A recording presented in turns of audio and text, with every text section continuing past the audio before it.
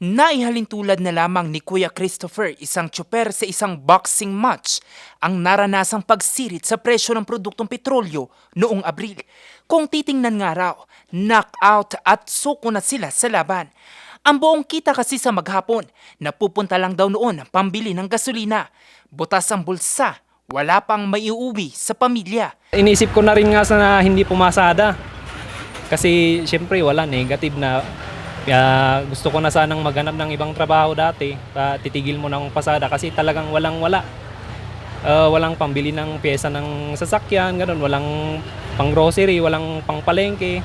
Ito rin ang naranasan ni Kuya Jemar. Wala akong maiuwi. Puros nandito na lang yung walang matira. Punta sa diesel. Ang pagtaas sa presyo ng produktong petrolyo, dama rin ng mga commuter na sina Jillian at Ninita.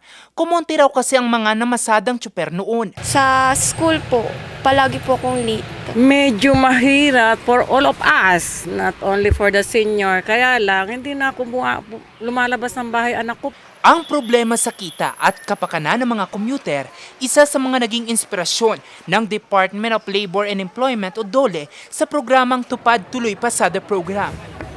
Ang programa inilunsad na kanina June 8 sa Baguio City.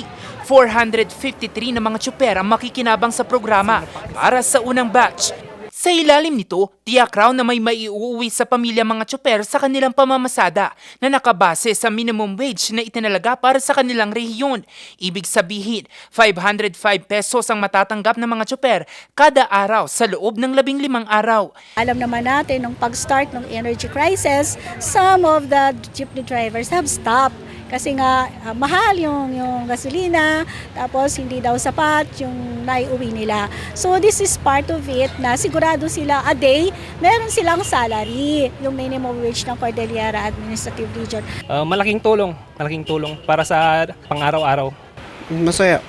Kasi may iuwi na ako sa pamilya ko, kapatid ko. Ganun.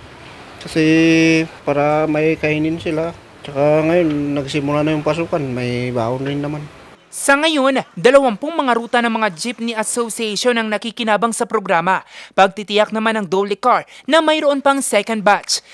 Samantala, ang operasyon naman ng mga benepisyaryo ng Tupad Tuloy Pasada ay magsisimula ng alas 6 ng umaga hanggang alas 12 ng tanghali.